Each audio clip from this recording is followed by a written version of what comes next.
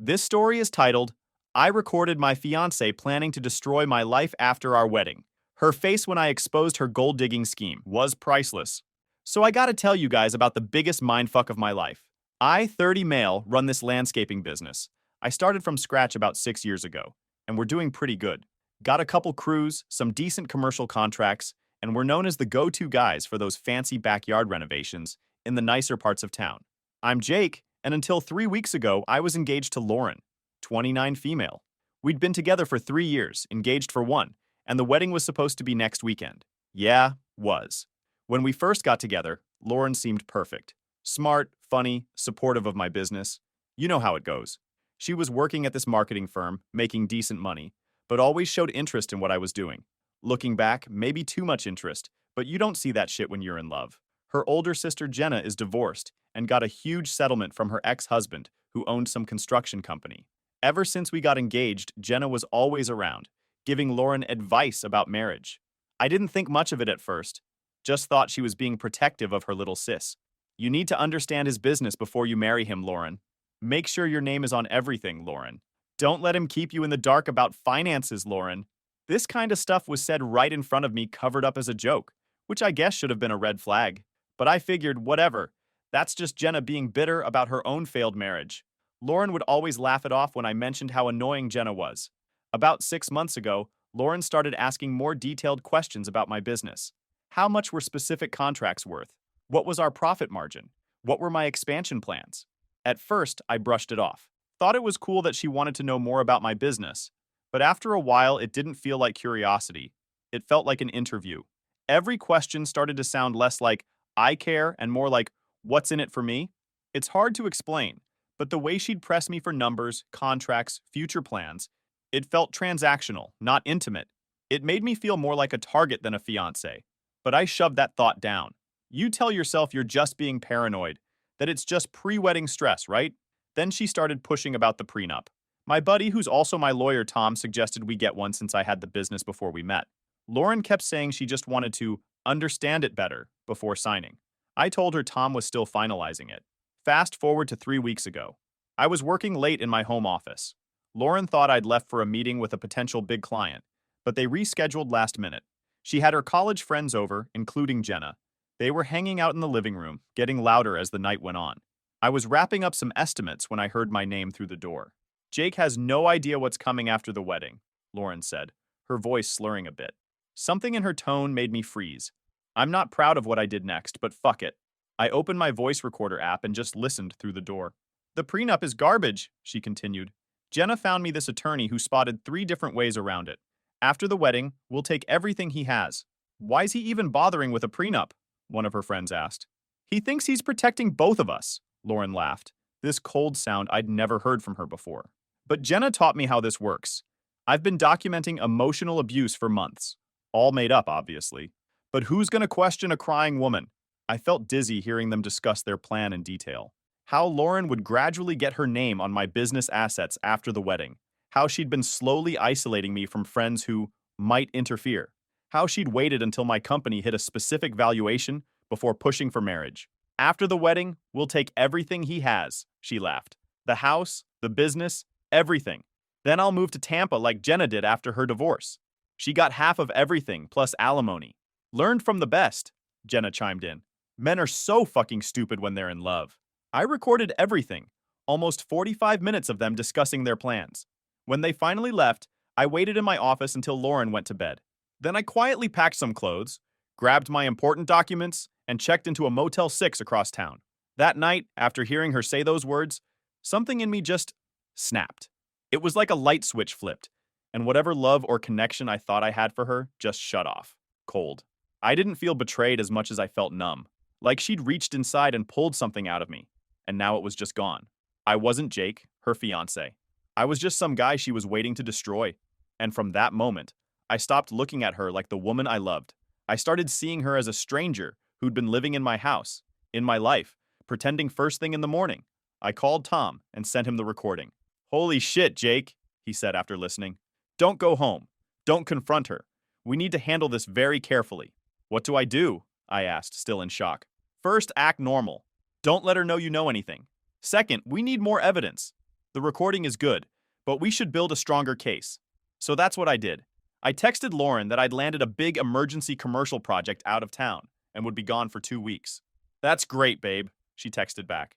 Don't worry about any wedding stuff. I've got it handled. Just focus on landing that contract. Reading that text, knowing what I now knew, made me want to throw up. 3 years together, and I had no idea who this person really was. So here I am, in this shitty motel room, trying to figure out how my life turned into this nightmare. Tom's helping me plan next steps, and I'm playing along with all Lauren's wedding texts and calls. Miss you, babe. Can't wait for our big day, she texted last night. Miss you too. Not much longer now, I replied, wondering how I never noticed how fake she sounded before. $43,000 of wedding deposits that are mostly non-refundable at this point. All our friends and family flying in next week. Everything planned down to the last detail. And me, sitting here in a motel room, planning how to blow it all up in the most devastating way possible. Because if there's one thing I've learned in building my business from nothing, it's this. Nobody fucks with what I've built. Nobody. Anyways, I'll update when I have more to share because right now, my mind's fucking going a million miles an hour. Update 1. First, thanks for all the comments and support on my last post. Some of you guys are fucking savage with the revenge suggestions, but I appreciate the sentiment. So it's been about a week since I discovered my fiancée Lauren was planning to screw me over after our wedding. I'm still living out of this crappy motel with paper-thin walls and a mattress that feels like it's stuffed with Legos. The couple next door either really loves each other or is filming amateur porn. Either way, sleep is hard to come by. Every night I've been lying awake, replaying our entire relationship in my head, trying to spot the warning signs I missed. There were so many. How she always steered conversations away from her past relationships. How she gradually suggested I spend less time with certain friends. How she'd casually drop comments about other business owners she knew who had smart wives who helped run things. I was so fucking blind. But I've been playing everything cool with Lauren. I call her every night, telling her how the emergency project is going and asking about wedding details. She's so excited telling me about flower arrangements and DJ playlists while I'm sitting here knowing it's all bullshit. It's like watching someone dig their own grave while they think they're building a swimming pool. The wedding's going to be perfect, she said last night. My dress fitting went great, and Jenna helped me pick out the perfect shoes. Ah yes, Jenna, the divorced sister who's been coaching Lauren on how to fleece me. After that first night, I started doing some digging on my own. Turns out Jenna didn't just get divorced, she systematically destroyed her ex-husband's construction business. The dude had to file for bankruptcy and move back in with his parents at 42. She got the house, half his future earnings, and somehow even got ownership of a vacation cabin his parents had given him before they even met. The guy was so broken, he didn't even fight it. I got all these info after I spent hours going through old social media, finding mutual friends who knew both of them. Even tracked down a couple news articles about the bankruptcy. The more I looked, the more the pattern became clear. Jenna wasn't just a bitter divorcee. She was a fucking predator who'd found her next target through her sister.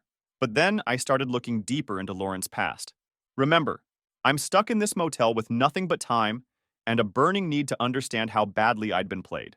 I called up some old mutual friends, claiming I was working on a wedding surprise and needed stories about Lauren's past relationships for a video montage. What I learned made me physically sick. This wasn't Lauren's first rodeo. Her college boyfriend had a trust fund she tried to get access to. Then there was some restaurant owner she dated for a year.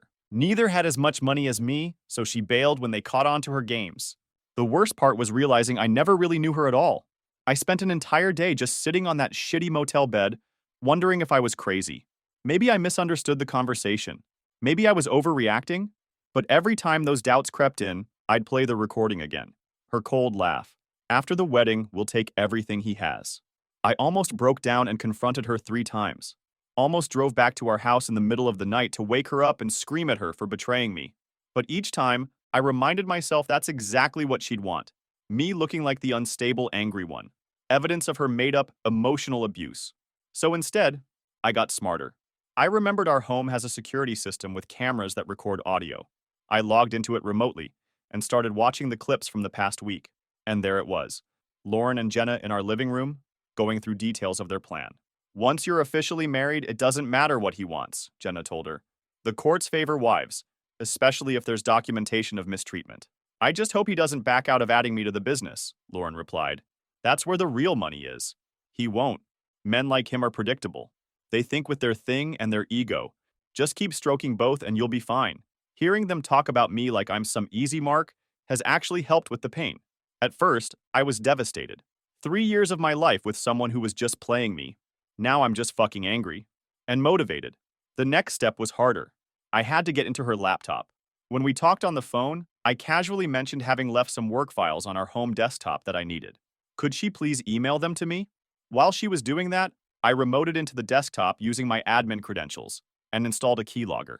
2 days later, I had her passwords. I logged into her email, her cloud storage, everything. And there it all was, a document titled Jake's Abuse Journal with made-up entries going back 18 months. Stuff like, Jake yelled at me today when I asked about business finances. Said it's not my concern, and I wouldn't understand anyway. Felt very belittled and scared. Jake got angry when dinner wasn't ready. Slammed the door and gave me the silent treatment all night. Jake controlled what I wore to his business party. Said my dress was too revealing and made me change. None of this ever happened.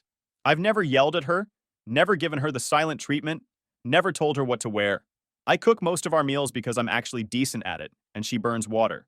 I also found emails between her and Jenna going back 2 years. This wasn't some spur-of-the-moment idea. They've been planning this shit since before I even proposed. Jenna has literally been giving her a step-by-step playbook. First year of marriage, just be perfect, one email said. Second year, start documenting emotional abuse. Anything can be twisted if you write it down consistently. By year 3, you should have your name on everything. Then boom, file when he least expects it. Another gem from Jenna. Men are simple. Regular sex and admiration will get you anything you want from them. Just make him think it's his idea to add you to the business accounts. The final piece of evidence came when I found her banking records. She's been stashing money in a secret account, about $15,000 so far. Money that's come from our joint account that I mostly fund. All of this while wedding plans continue. Lauren's been sending me photos of decorations, asking my opinion on cake flavors, confirming with vendors. Only 10 more days until I'm Mrs. Walker, she texted this morning with a bunch of heart emojis. Yeah, about that. Tom and I have been putting together a plan. At first, I wanted to just ghost her, disappear and let her figure it out when I didn't show up at the altar. But Tom pointed out that would just make me look like the bad guy to everyone who doesn't know the truth. Plus, Lauren might try to spin it as emotional distress and still come after my assets. So, we are planning to go with a different approach. There are moments when I still can't believe this is happening. Moments when I remember how happy I thought we were, and I start to doubt myself again. But then I look at all the evidence I've gathered, and I know I'm doing the right thing. I'm heading back home tomorrow, pretending the emergency project is completed. Lauren's planning a special dinner to welcome me back. Little does she know I've got my own special plans for her in about a week. The hardest part is going to be acting normal when I see her. Kissing her, sleeping next to her, talking about our future, all while knowing she's a snake. But I can play this game too. For 9 more days, I'll be the perfect loving fiancé. I've accepted that I'm out the $43,000 in deposits, worth every penny to avoid being legally tied to this person.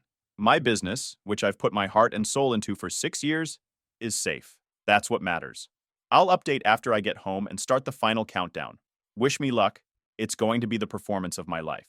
Edit. For those asking for more details on the evidence, I have the original recording, screenshots of their emails, texts, plans, the fake abuse journal, financial records of the secret account, and security footage. Tom says it's more than enough to not only stop the wedding, but also potentially pursue legal action for the attempted fraud. Update 2. Holy shit, guys, it happened. It fucking happened. I'm writing this from my new apartment, still processing everything. But I promised an update, so here goes. I got home from my emergency project last week, and Lauren threw herself at me the minute I walked through the door, hugging me, kissing me, telling me how much she missed me. It was surreal, like watching a movie where someone is wearing a Lauren mask. All I could think about was the recording of her laughing about taking everything I'd built. The week leading up to the wedding was the hardest thing I've ever had to fake my way through. Final cake tastings, picking up our rings, confirming last-minute details. Lauren kept making these comments that now had completely different meanings to me. I can't wait to help you grow the business, she'd say, while we were looking at honeymoon pictures on her laptop. We should look at putting my name on the house deed after we get back from Hawaii, she mentioned casually over dinner. Each time I'd just nod and say, sure, we can look into that, while mentally adding it to my evidence list. But there were moments when keeping it together felt like holding back a storm. Like when she pulled out some surprise gift for our honeymoon, matching beach hats with Mr. and Mrs. Walker stitched on them. I had to walk off, lock myself in the bathroom, and stare at the wall until the urge to call her out passed. I was furious. The level of disrespect? Insane. She was smiling, playing house, while plotting to burn it all down behind my back. It took everything in me not to walk out and end it right there. But I don't swing wild. I strike when it counts. Jenna was around constantly, helping with wedding stuff, but really checking to make sure their plan was on track. She'd ask these probing questions disguised as normal conversation. Jake, have you finalized that prenup yet? Just want to make sure Lauren's protected. Translation. Is our plan to get around it still good? You must be so excited to have Lauren's marketing expertise help with your business. What she actually meant is, you're about to lose half your company, dumbass. I just smiled and nodded through all of it. Meanwhile, Tom and I were finalizing our counterattack. Fast forward to last night, the rehearsal dinner. We had it at this fancy steakhouse downtown. Both families, the wedding party, close friends. About 50 people total. Lauren was in her element, accepting congratulations, playing the blushing bride perfectly. Her parents were beaming. They had no clue what their daughter and other daughter were planning. At least I don't think they did. Standing next to Lauren, listening to her laugh with her friends, watching her talk about our future, I felt like a ghost. Like I didn't even exist in her world anymore. She wasn't talking to me. She was talking to the idea of me, the idiot who'd marry her and hand over my life. I looked at her and thought, I don't know this person. I wasn't nervous about the confrontation. I was relieved, because after tonight, I'd finally be free of pretending to love someone who never existed in the first place. Jenna kept giving me these smug looks all night like she was already counting my money. If she only knew what was about to go down. After dinner, during the toasts, Lauren's dad stood up and gave this emotional speech about welcoming me to the family, how he was giving his little girl to a good man, all that sentimental stuff. I actually felt bad for him in that moment. When the toast wrapped up, Lauren was by my side, smiling like everything was perfect. I turned to her parents and said quietly, I need to speak with you both. It's important. Lauren's smile faltered. What's going on? She asked, looking concerned. Just come with me, I said, keeping my voice calm. She didn't argue. Her parents exchanged a glance and followed. Jenna hesitated, clearly uncomfortable, but she didn't really have a choice. Refusing would have looked suspicious. Once the door closed, Tom slipped in behind us. Lauren's eyes widened slightly, seeing my lawyer there. What's going on, Jake? Her dad asked. Is everything okay? No, actually it's not, I said. I think you all should hear this. I pulled out my phone and played the recording on high volume. The color drained from Lauren's face as her own voice filled the room. After the wedding, we'll take everything he has. The house, the business, everything. I watched her face change from confusion to complete horror as she realized what was playing. Her parents looked shocked. Jenna's eyes darted around like she was planning an escape. When the recording finished, I played a few choice bits of their conversations from the home security system. Then I showed screenshots of Lauren's fake abuse journal entries, followed by the emails between her and Jenna, and finally, the bank statements showing the money Lauren had been secretly moving. Total silence when I finished. Lauren's mom had tears running down her face. Her dad looked like he was having trouble processing what he'd just heard. Jenna was staring at the floor. The wedding is off, I said calmly. Obviously. Lauren lunged at me, trying to grab my phone. You fucking recorded me? That's illegal. Tom stepped forward. Actually, in our state recording conversations, your party to is completely legal. Also, your home security system is registered in both your names. I'd advise against any physical altercations, Ms. Davis. The worst part, I said, looking at Lauren, who was still in shock, is that I actually believed you loved me until 3 weeks ago. Her dad finally found his voice. There must be some explanation. Lauren wouldn't do this. I handed him copies of everything. She did do this. It's all here. Maybe ask Jenna about her divorce while you're at it. This is all being taken out of context, Jenna started, but her dad cut her off. Be quiet. I've heard enough from you. Then his whole demeanor changed. He told me there must be an explanation. I just handed him the copies. He looked at it for about 10 seconds before laughing and tossing the papers on the table. Do you think I'm an idiot, Jake? His voice went cold. I know what's going on in the world right now. All this so-called evidence, the recordings, the screenshots, this journal, it's all fabricated. I can make anyone say anything these days. I just stared at him, not believing what I was hearing. My daughter would never do this. This is some sick attempt to get out of the wedding, and you're using fake evidence to do it. He jabbed a finger at me. Let me make something very clear. If you cancel this wedding, I will make it my personal mission to destroy your landscaping business. I have connections with half the commercial property owners in this town. Lauren had stopped crying, looking between her dad and me. Tom stepped forward. Mr. Davis, I can assure you, save it, he interrupted. I don't know what this kid is paying you, but we can beat it. This is defamation. Plain and simple. The wedding is already canceled, I said firmly, finding my voice again. I've already contacted the venue and major vendors as of this afternoon. I'm not seeking any refunds or reimbursements. Consider my half of the costs, the price of finding out who Lauren really is before it was too late. You're making a huge mistake, he growled. My lawyers will bury you. Lauren was back to crying again. That ugly kind of sobbing where you can't even speak properly. Please don't do this, she stammered. I made a mistake? No, Lauren. A mistake is forgetting to pick up milk. This was a calculated plan to defraud me and destroy my life's work. There's a difference. Don't walk away from my daughter, her dad shouted as I turned to leave. You have no idea who you're messing with. Lauren grabbed my arm. You can't just walk away. Where are you going? We need to talk about this. I yanked my arm free. I don't live there anymore. I moved my things out while you were at your final dress fitting yesterday. The look on her face when she realized I'd been playing her all week, priceless. This isn't over, her dad warned as I walked out. Not by a long shot. I left them in that room. I didn't address the other guests. Just got in my car and drove to my new apartment, the one I'd rented 2 weeks ago. My phone blew up immediately. Lauren called 28 times in the first hour. Her dad sending threats, her friends, my family all trying to figure out what happened. I only answered my parents, who'd flown in for the wedding. Gave them the short version. Mom cried. Dad just asked if I was sure about the evidence. When I explained what I had, he went quiet, then said, I'll handle the relatives. You take care of yourself. So here I am, in my new apartment, wedding day officially canceled. $43,000 down the drain, but honestly the best money I ever spent. The weirdest part? I don't even feel that sad. Just relieved. Like I was carrying this weight for 3 years and didn't even know it until it was gone. Though I'd be lying if I said I wasn't worried about her dad making good on his threats. Guy has some serious connections in this town.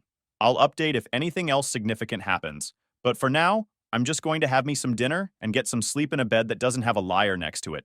Edit. For those asking if I'm worried about defamation claims, no. Truth is an absolute defense against defamation, and I have mountains of evidence. Also, I was careful to only show the evidence to her immediate family, not blast it publicly. As for her dad's threats against my business, bring it on. I didn't build this company from nothing just to be scared off by some pissed-off father with connections. Update 3. Holy shit, guys. Things have gone from bad to fucking insane. Okay, so after the rehearsal dinner showdown, Lauren's dad wasn't bluffing about coming after me. He started calling my clients. 2 of them canceled contracts the next day, citing concerns about our reliability. Then I got calls from the bank about irregularities with my business loan. Someone was clearly pulling strings. But that was just the beginning. The day before what would have been our wedding, I was at my new apartment getting some work done when there was a pounding on the door. I checked the peephole and saw Lauren's dad standing there with her 2 uncles, both pretty big dudes who own a construction company. Open the door, Jake. We're just here to talk, her dad called out. Yeah, right. I stayed quiet, hoping they'd think I wasn't home. That's when one of the uncles pulled out what looked like a lockpick set. These fuckers were actually trying to break in. I called 911 immediately. Listen, Jake, this wedding is happening, her dad said through the door. You've embarrassed our family enough. You're going to apologize to Lauren, show up tomorrow, and we'll forget this whole incident. The police are on their way, I shouted back. That's when they started really banging on the door. You think the cops will help you? I've got friends in the department. By the time they get here, we'll be long gone and you'll be coming with us. The door frame was starting to splinter. I ran to the bedroom, grabbed the baseball bat I keep for home defense, and barricaded myself in. They got through the front door just as I heard sirens. Lauren's dad yelled through the bedroom door. This isn't over. That business you built? It's done. You'll be lucky to mow lawns after I'm finished with you. The police finally showed up and they scattered. 2 officers took my statement, but didn't seem particularly interested. One actually asked if this was just pre-wedding jitters getting out of hand. Fucking unbelievable. I filed another police report but didn't stick around. Grabbed some clothes and went to one of my buddies' places. Called Tom immediately, who helped me get an emergency restraining order against all 3 of them. Later that night, Lauren started texting again. My dad was just trying to help fix things. Nobody has to get hurt if you just show up tomorrow. Please, Jake, don't make this worse. The wedding day came and went. I spent it at my buddy's house, checking the security app for my apartment. They didn't come back, and fielding frantic calls from the venue about where the hell the groom was. Lauren's final text that night: "You've made an enemy of the wrong family. Hope your little landscaping business was worth it."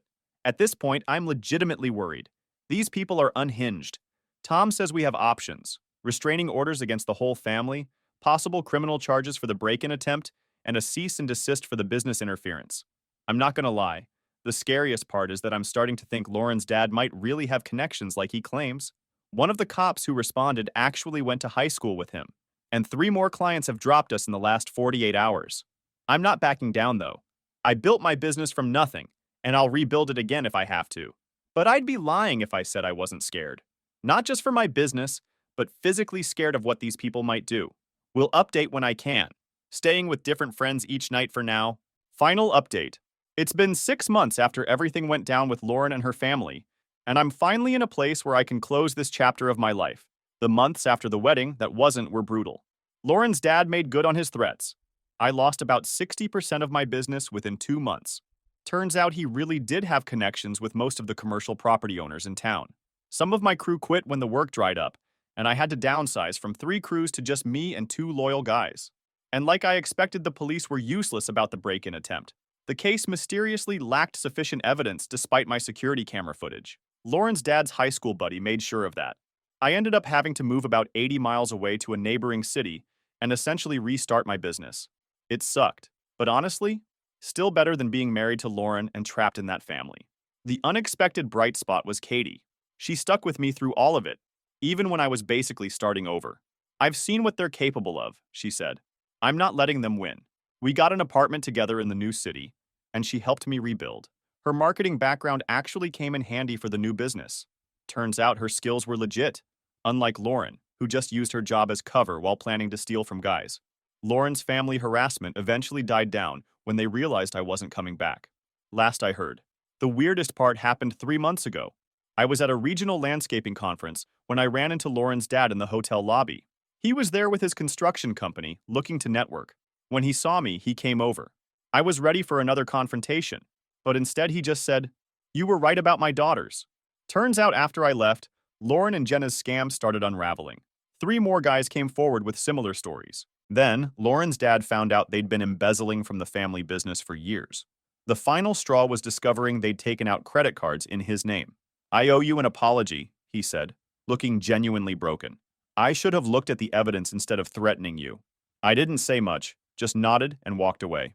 Too little, too late, man. My business is finally growing again in the new city. Katie and I are solid. We're even talking about getting married next year, though this time with a much smaller ceremony and a rock-solid prenup that we both agree on. The whole experience changed me. I'm more cautious, sure, but also more appreciative of honesty and straightforwardness. I record important conversations as a matter of course now. I check potential clients more thoroughly, but I'm not bitter, which honestly surprises me sometimes. Last month, I got a text from Lauren. "I'm sorry for everything. I was a different person then." I didn't respond. There's nothing left to say. When I think about how close I came to marrying into that family, it still gives me chills. But then I look at where I am now, building something real, both in business and with Katie, and I realize it all worked out how it was supposed to. They say what doesn't kill you makes you stronger. In my case, what didn't kill me led me to a better life than I would have had otherwise. So I guess this is it. Thanks for riding this crazy journey with me. If there's one thing I hope someone takes from all this, trust your gut. If something feels off, it probably is. Edit. For those asking, yes, I'm still recording important conversations. Once burned, twice prepared. And to the guys DMing me about Katie being just like Lauren, stop. She was the one person who tried to warn me, and she's nothing like her former friend. Some people are just genuinely good.